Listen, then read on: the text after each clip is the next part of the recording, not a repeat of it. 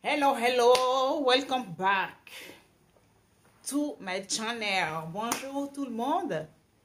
Bonjour mes amis, bonjour mes amours, bonjour mes love, bonjour mes yes, oui et love. Là par contre, je l'ai piqué à un ami sur Facebook. On se tient, on se comprend. Big up à Sony. Big up à toi. Voilà, en ce beau temps ensoleillé. Comment allez-vous? J'espère bien.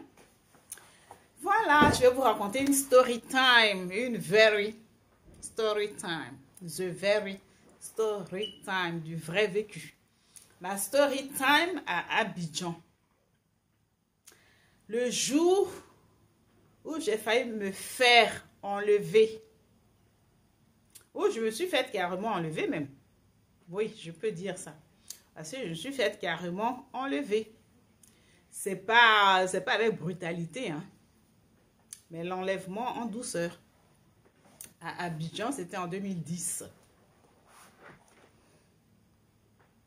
C'était en 2010, au cours d'un voyage à Abidjan. Un jour, je suis allée faire mes courses. En ce moment, je suis descendue, j'étais descendue à Billetterie, zone 4. J'ai un ami. À Billetterie, zone 4. Donc, un matin, bon, je suis arrivée, il y avait 2 ou 3 jours comme ça. Donc, je me suis dit, bon, je vais aller faire des courses. Comme je viens d'arriver, je vais aller faire des courses au moins pour 1 semaine ou 2 semaines. Je suis allée au magasin. Je suis allée au centre commercial à Makori. Au centre, le nom m'échappe. Un commercial de Makori. Le nom m'échappe, mais ça va me revenir plus tard. Le nom m'échappe en tout cas. Mais le grand centre commercial de Makori. Je suis allée faire mes courses. J'ai fini de faire mes courses et tout. Ça fait, moi personnellement, quand je vais au pays, je roule souvent, je roule beaucoup. La plupart du temps, mais c'est en taxi. Taxi. Jamais je prends le transport en commun, jamais je prends les bacas. C'est inutile, je trouve, parce qu'il y a trop de monde. Tu ne sais pas sur qui tomber dans les bacas. C'est l'embrouille. Tu ne sais pas sur quel sauvage tu vas tomber. Donc, moi, je préfère prendre mon petit taxi compteur. Il me dépose. Je suis seule dans mon taxi. C'est mieux. Donc, arrivé devant le magasin avec mon grand chariot bien rempli, bien plein, je suis tombée sur 2 hommes. D'après eux, c'est des conducteurs de taxi.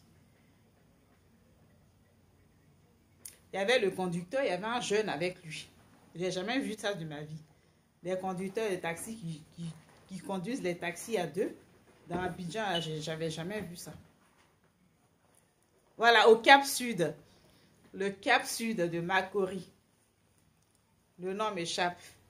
Le nom m'échappait. C'est au Cap Sud de Makori. Donc, je suis arrivée devant après mes courses avec mon chariot bien blindé. Donc, un taximan, il était garé et il y avait un jeune avec lui à ses côtés. Et il m'a proposé, enfin, moi je lui ai dit, il m'a demandé où j'allais. Je lui ai dit, je partais à Billetterie. À Billetterie, derrière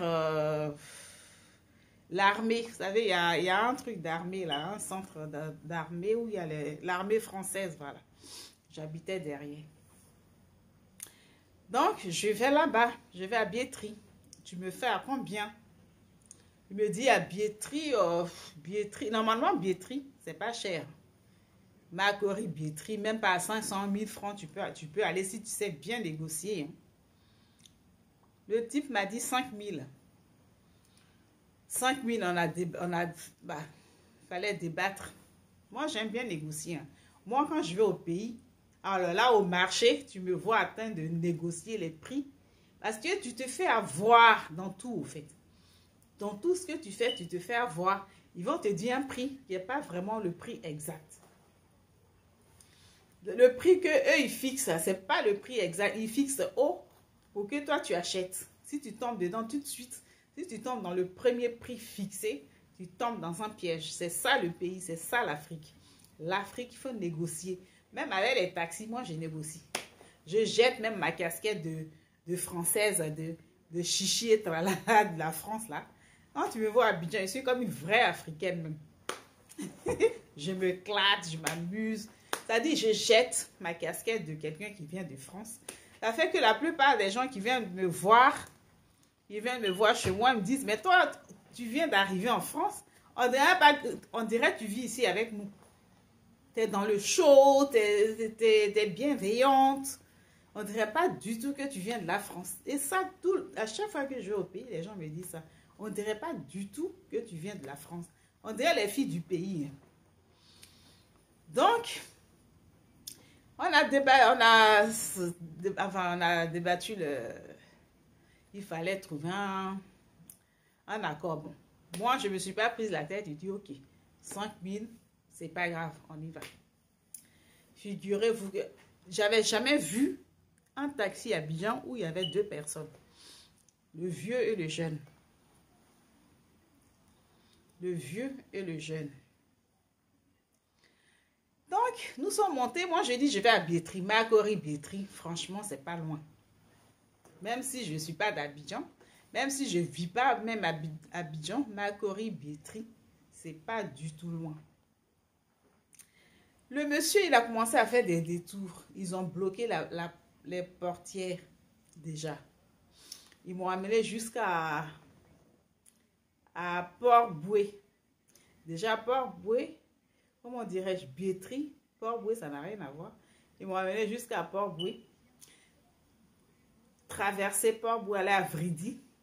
Vridi, vers Pesti, Bassam, Vridi, loin, loin, loin comme ça. J'ai dit, mais ils ont bloqué les portes, hein, donc je ne pouvais pas sortir. J'avais la peur au ventre. J'ai dit, mais comment je vais faire?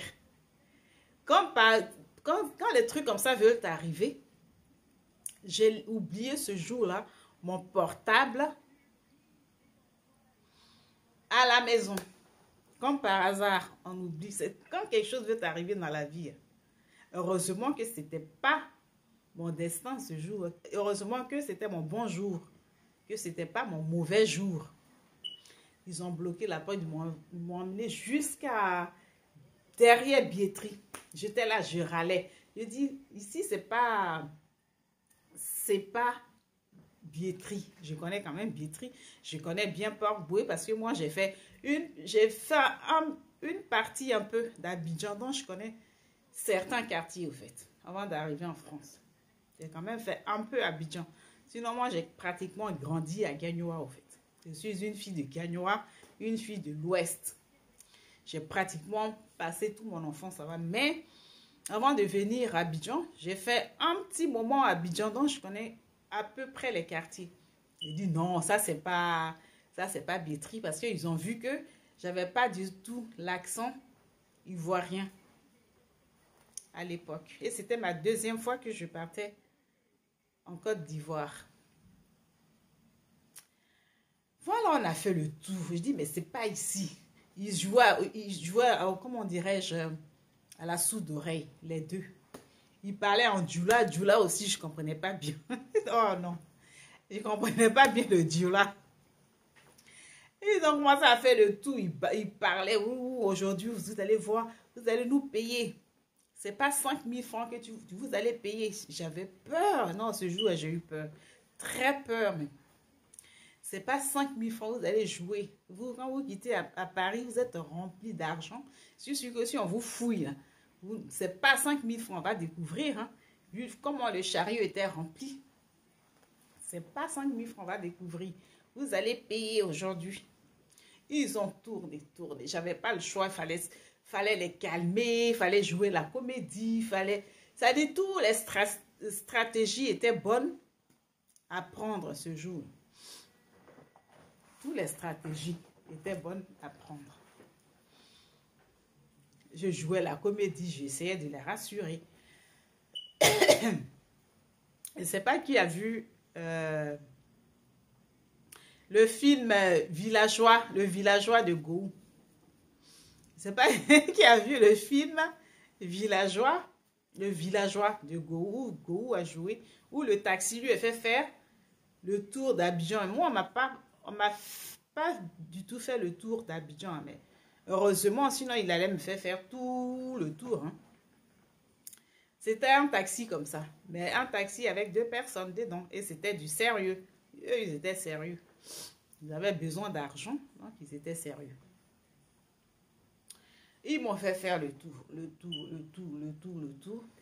Et quand ils ont vu, quand ils ont senti que je rigolais plus, j'étais hors de moi, je rigolais plus.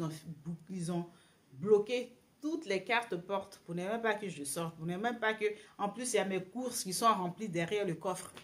Je ne pouvais pas bouger, je ne pouvais même pas fuir aussi. Je ne pouvais même pas forcer une voiture, une portière pour fuir. Donc, jusqu'à ce que ces gens-là décollèrent, ça a duré au moins 2 heures. Hein. On a tourné comme ça. Tourné. Il a fallu que je m'énerve sérieusement. Ils m'ont déposé enfin à Vridi, là où j'habitais. On est arrivé, le monsieur dit, tu me dois 100 000 francs. Il dit, moi, te payer 100 000 francs. Tu m'as bien regardé. Est-ce que moi, je t'ai envoyé, je t'ai demandé de m'emmener à billetterie, à Grand Bassam, à Bassam, tout ça? Et je t'ai envoyé là-bas. Hors de question. Non, je ne te paye pas 100 000 francs. Hein.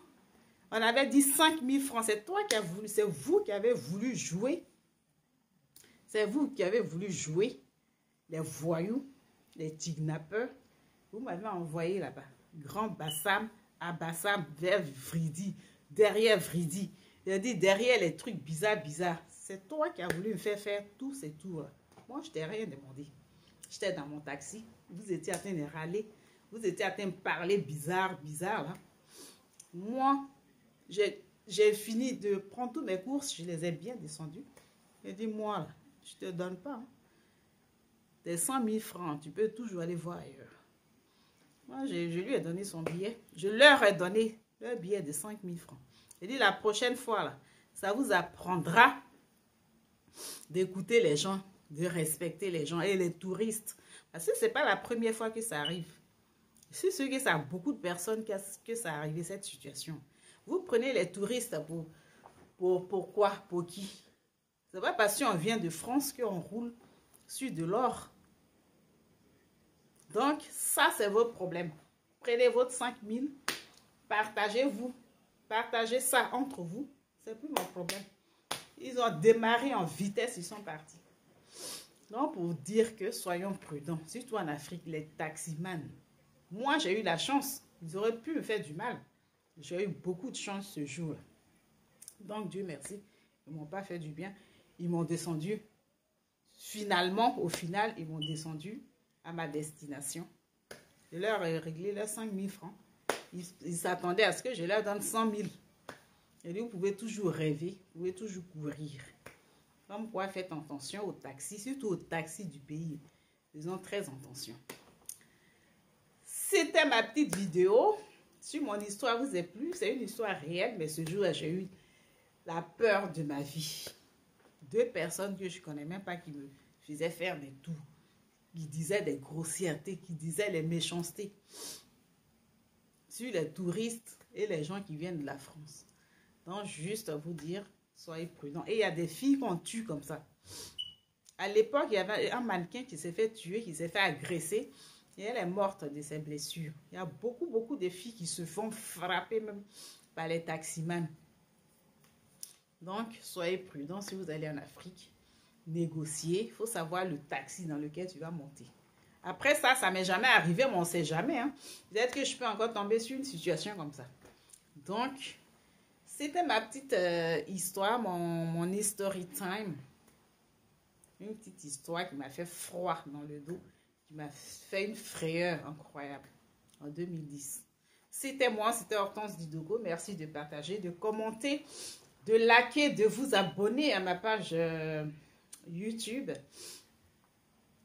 Sur ma page Facebook, Hasta. Soyez les bienvenus, les nouveaux venus. Les anciens, merci d'être là. Bisous, bisous, bisous, bisous. Que des ondes positives. Ondes positives, ondes positives. Belle journée à vous. Belle journée ensoleillée à vous. Bisous. Bye bye. Bye.